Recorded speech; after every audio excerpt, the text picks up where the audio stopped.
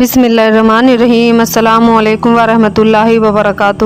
امید ہے ناظرین آپ سب خیریت سے ہوں گے۔ آج کا واقعہ ہے درختوں پر حکومت میرے نبی کی۔ ایک مرتبہ ایک اعرابی نے حضور اکرم صلی اللہ تعالیٰ علیہ وسلم سے کہا کہ اے محمد، اگر آپ اللہ کے رسول ہیں تو کوئی نشانی دکھائیے یا کوئی معجزہ کر کے دکھائیے جس سے کہ مجھے یقین آ جائے کہ آپ واقعی اللہ کے رسول ہیں۔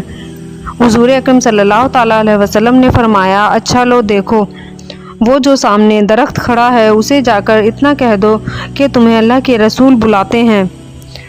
اس اعرابی نے جا کر ایسا ہی کیا، اس درخت کے پاس گیا اور اس سے کہا کہ تمہیں اللہ کے رسول بلاتے ہیں، اور درخت یہ بات سن کر اپنے آگے پیچھے اور دائیں اور بائیں گرا اور اپنی جڑیں زمین سے اکھاڑ کر زمین پر چلنے لگا، اور چلتے ہوئے حضور اکرم صلی اللہ تعالیٰ علیہ وسلم کی خدمت میں حاضر ہو گیا اور عرض کرنے لگا، السلام علیکم یا رسول اللہ صلی اللہ تعالیٰ علیہ وسلم۔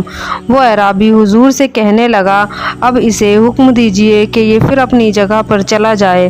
اسی طرح حضور اکرم صلی اللہ تعالیٰ علیہ وسلم نے اس سے فرمایا کہ جاؤ، واپس چلے جاؤ۔ وہ درخت یہ سن کر پیچھے مڑ گیا اور اپنی جگہ جا کر پھر قائم ہو گیا۔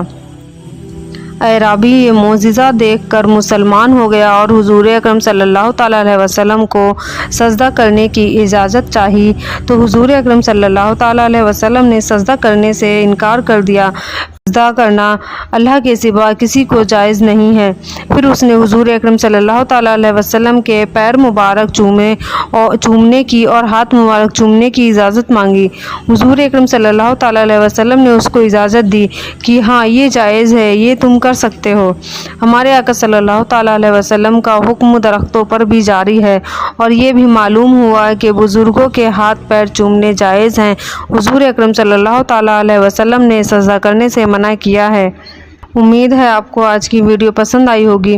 اگر ویڈیو پسند آئی تو لائک کریں، شیئر کریں اور کمنٹ باکس میں اپنی رائے کا اظہار کریں۔ جزاک اللہ خیر۔